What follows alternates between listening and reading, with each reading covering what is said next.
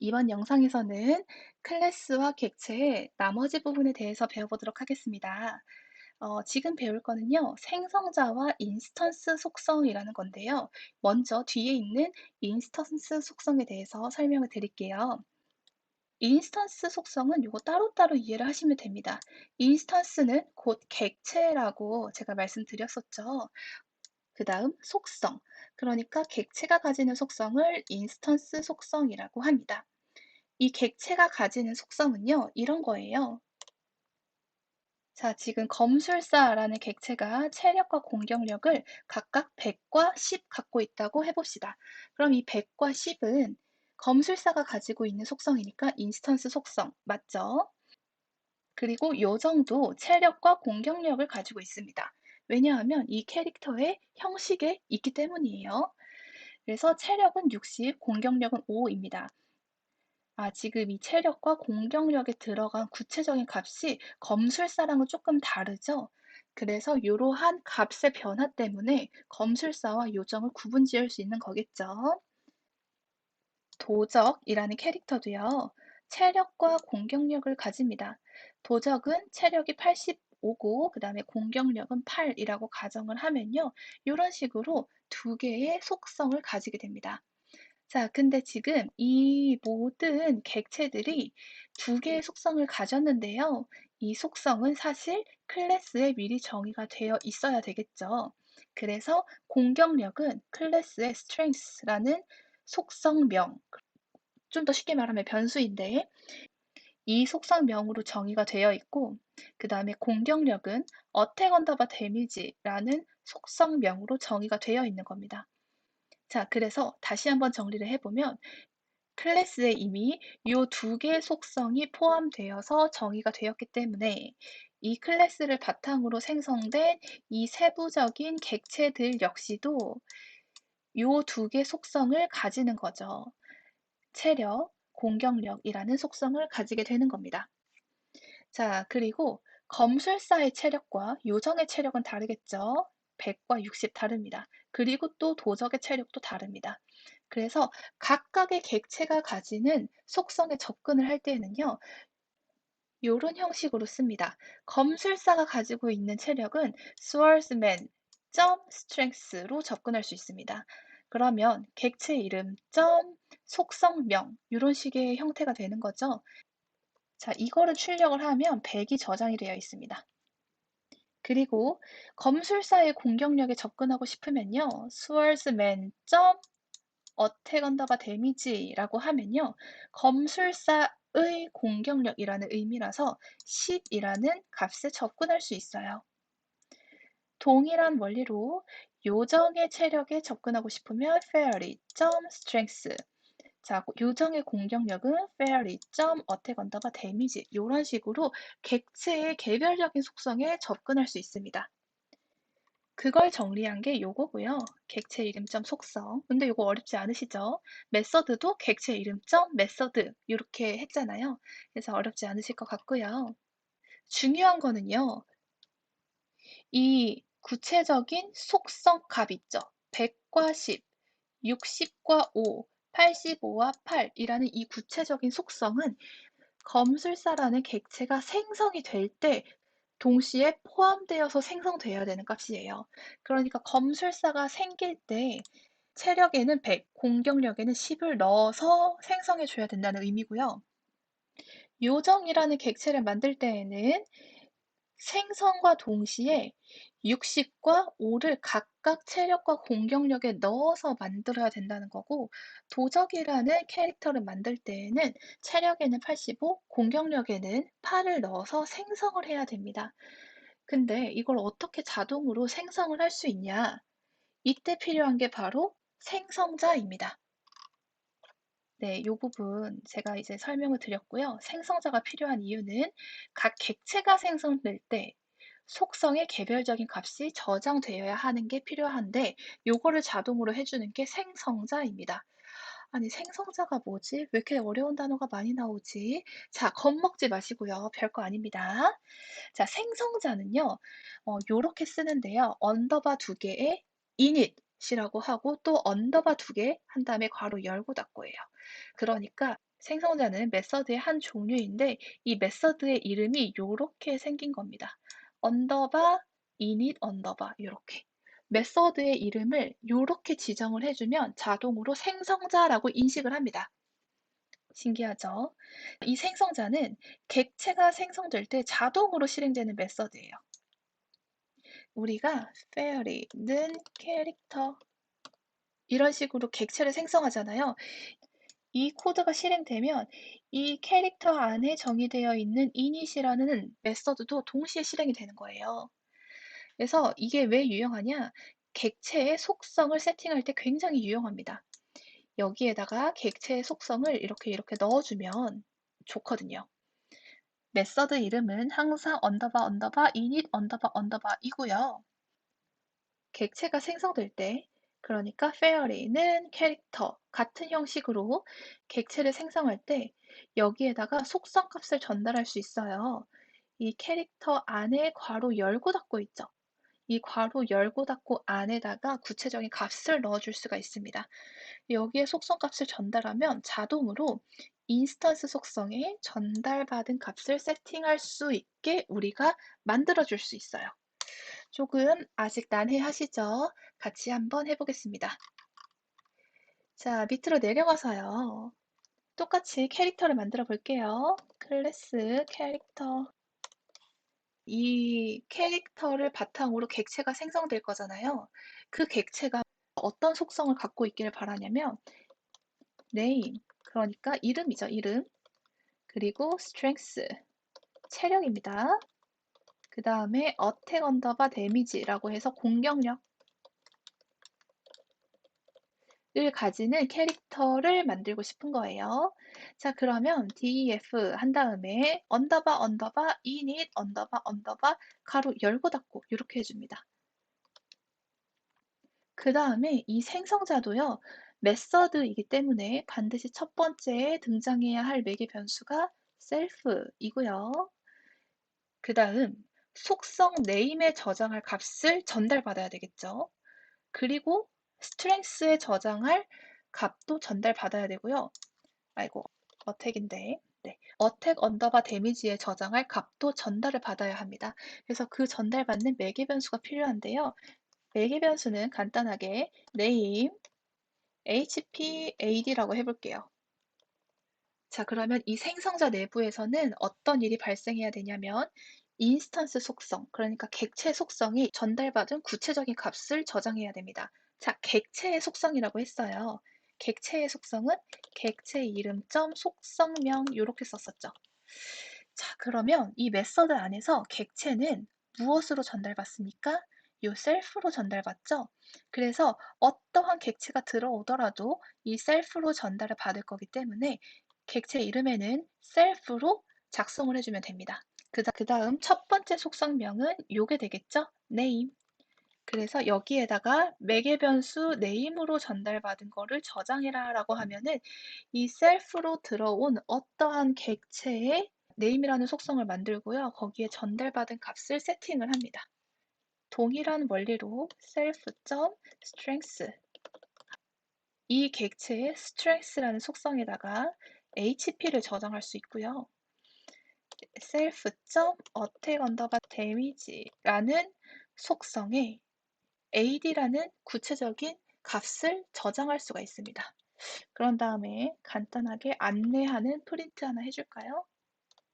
캐릭터 클래스의 객체 생성 self.name 이런 식으로 해주겠습니다.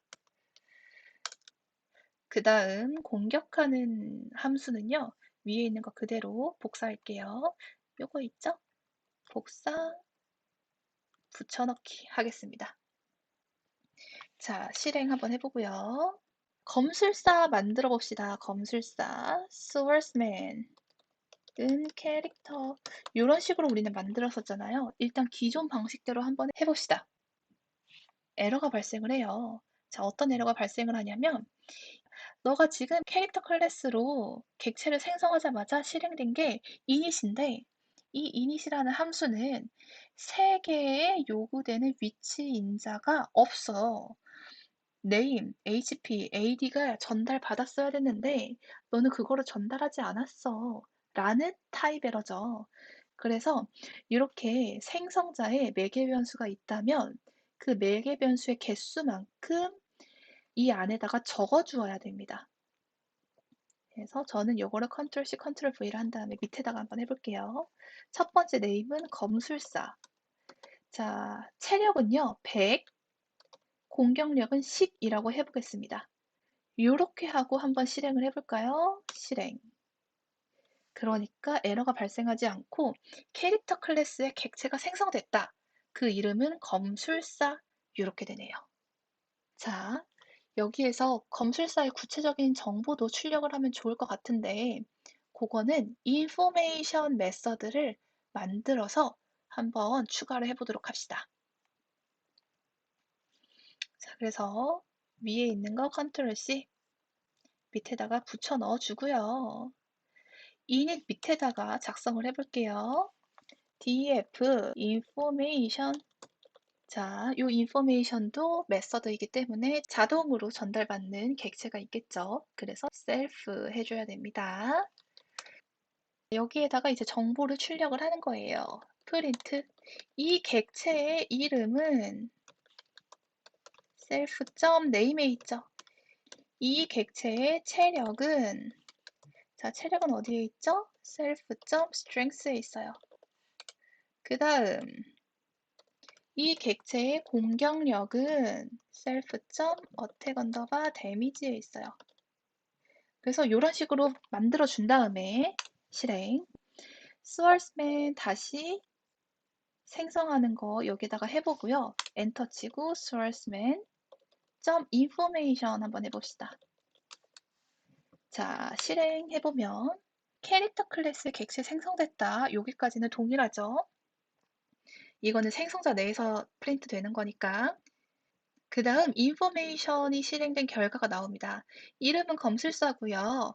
체력은 100이고 공격력은 10이에요. 이렇게 잘 출력을 해줘요. 그래서 이런 식으로 여러분이 원하는 기능을 여기다가 다 만들 수가 있습니다. 자, 요정과 도적도 한번 같이 작성을 해봅시다. fairy 캐릭터 요정이라는 이름 전달하고요. 체력이 60이고요. 그 다음에 공격력이 5입니다. 자, 페어리를 만들었으면 페어리의 인포메이션도 출력을 해봐야 되겠죠. 인포메이션 이렇게 하면 요정 객체를 만들고 그 정보를 바로 출력을 할 거고요. thief 또 캐릭터로 만들고요. 도적 그 다음 체력이 85였나요? 85, 8. 자, thief의 정보도 출력을 해봅시다. information 실행. 요정이 잘 생성된 게 보이고요. 그 다음에 도적도 잘 생성된 게 이렇게 보입니다. 재밌지 않나요? 저는 이거 되게 재밌어가지고 클래스와 객체가 참 이런 게 자유자재로 막 할 수 있는 게 되게 재밌는 것 같아요. 자, 그 다음에는요. 인스턴스의 속성을 변경을 할 수도 있겠죠, 당연히. 자, 이거는 이제 클래스 외부에서 변경을 하는 건데요. 여러분, 그 검술사 체력을 120 그리고 공격력은 15로 변경한다고 한번 가정을 해볼게요. 여기 있네요. 네, 그러면은 잘 보세요.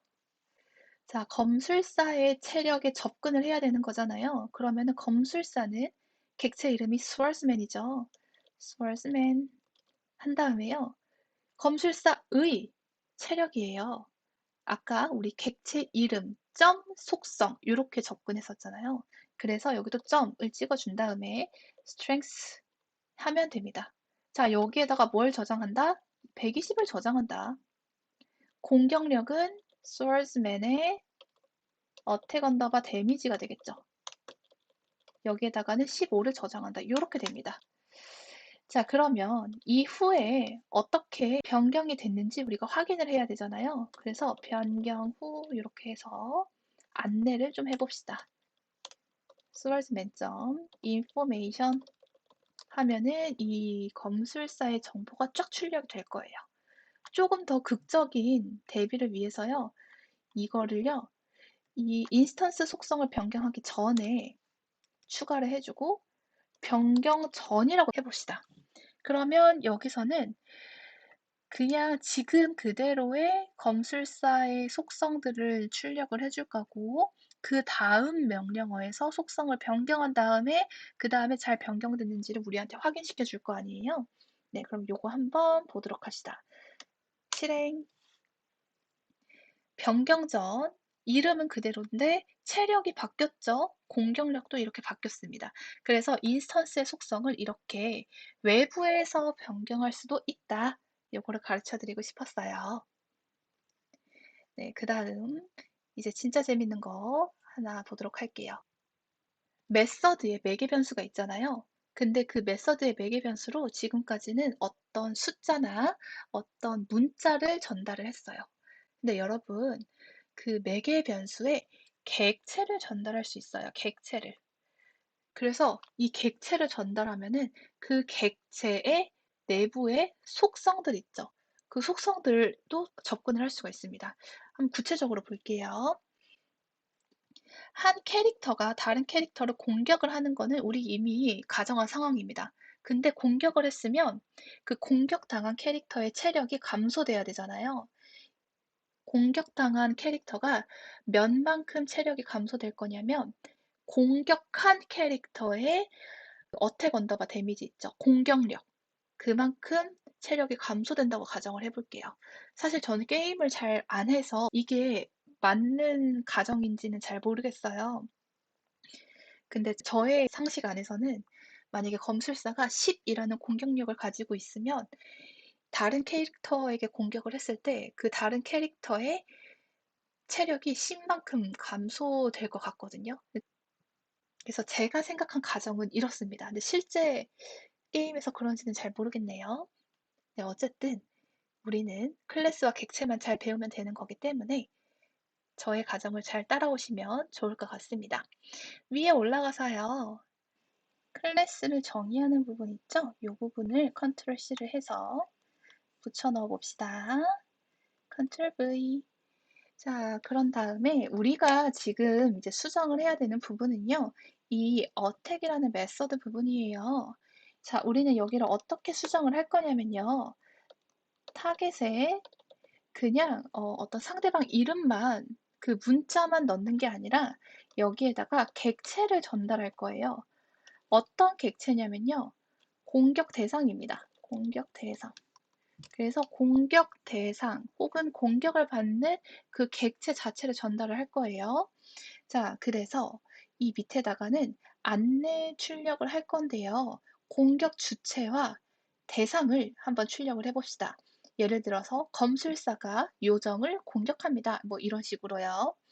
자, 먼저 누가 이 함수를 호출한 객체겠죠? 이 함수를 호출한 사람이 어택을 한 건가? 그래서 그 캐릭터는 자동으로 어디에 전달될 거냐면 셀프에 전달이 될 거예요. 그래서 약간 이렇게 해놓고 조금 보기 편하게 해볼게요. self.name이 만약에 검술사면 검술사, 도적이면 도적이 어쨌든 누군지 모르겠지만 이 어택이라는 함수를 호출한 사람이 이 혹은 가 이 사람이 누구를 공격합니다. 자, 이때 여기서 이제 타겟이 나오는 거죠. 근데 이 타겟은 문자가 아니라 객체예요. 그래서 이 객체 이름은 target.name에 있습니다. 그런 다음에 어떻게 해줄 거냐면 공격받기 전에 체력을 여기다가 같이 표시를 해줍시다. 괄호로요. 그래서 괄호 열고 그 다음에 괄호 닫고 이렇게 해준 다음에 여기에다가는 지금 공격받는 타겟의 스트렝스를 같이 출력해 보겠습니다. 그러면 누가 누구를 공격합니다. 이런 식으로 출력이 되겠죠. 엔터 치고요. 자, 지금까지는 그냥 안내였어요. 실질적으로 공격받는 객체의 체력을 감소시켜야 됩니다.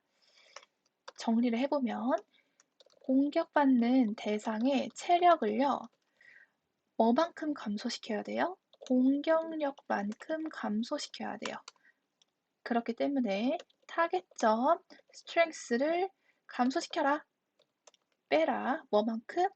지금 이 어택 함수로 호출한 객체 셀프에 있겠죠? 셀프의 공격력 어택 언더바 데미지입니다. 그런 다음에 프린트 공격 성공 출력을 하고요. 그 다음 공격받은 사람이 실질적으로 그 체력이 감소되었는지를 확인하기 위해서 타겟 네임부터 타겟 스트렝스 괄호까지 있죠. 여기까지 컨트롤 C 하고 붙여봅니다. 그 다음 실행. 자, 지금 클래스를 만들었고요. 이 클래스를 바탕으로 검술사와 요정과 도적의 객체를 생성해 보겠습니다. 위에 있는 거 끌어와 볼게요. 검술사는 요거 컨트롤 C, 요정과 도적은 여기에 있네요. 컨트롤 C 한 다음에 컨트롤 V. 이렇게 하면 이제 검술사, 요정, 도적 객체가 만들어집니다. 실행. 네, 잘 만들어졌네요. 그 다음 검술사가 요정을 공격하는 상황을 코드로 한번 표현을 해봅시다. 자, 검술사가 요정을 공격하려면요. swordsman이 어택을 하는 거겠죠. 그런데 누구를 어택한다? fairy라는 객체를 어택한다. 자, 여기에서 fairy라는 객체를 인자로 전달하면요. 이 어택을 호출할 때 swordsman이라는 객체가 self로 전달되고 그 다음에 여기 인자로 넣어준 fairy라는 객체가 어디로 전달? 타겟으로 전달이 됩니다. 그래서 fairy의 스트렝스가 검술사의 공격력만큼 마이너스 되게 되는 거예요. 실행을 한번 해봅시다. 실행. 검술사가 요정을 공격합니다. 공격 성공한 다음에 체력이 60에서 50으로 줄은 게 보이죠? 여러분 너무 재밌지 않나요? 저만 재밌나요? 이번에는 도적이 검술사를 공격하는 거 한번 해볼게요. thief가 어택을 해야 되겠죠. 자, 검술사를 공격하니까 검술사 객체를 넘깁니다. 그래서 swordsman. 자, 실행 한번 해봅시다. 도적이 검술사를 공격합니다. 공격 성공. 그 다음에 검술사는 이제 체력이 8이 줄어서 92가 됐어요. 자, 요정이 도적을 공격하는 거 한번 해볼게요. fairy가 어택하는 거죠? 자, 누구를? 도적을. 자, 실행해보면 요정이 도적을 공격합니다. 공격 성공! 도적은 이제 85에서 80으로 체력이 떨어졌어요. 그래서 이런 식으로 객체를 전달을 할 수도 있고 실제로 객체를 전달받아서 마음대로 조작할 수 있는 범위가 엄청나게 커지기 때문에 이런 식으로 프로그래밍하면 여러분들 굉장히 재밌을 것 같습니다. 지금까지 클래스와 객체의 기본적인 개념에 대해 배워봤고요. 다음 시간에는 온라인 쇼핑 프로그램을 클래스와 객체로 한번 작성해 보도록 하겠습니다. 감사합니다.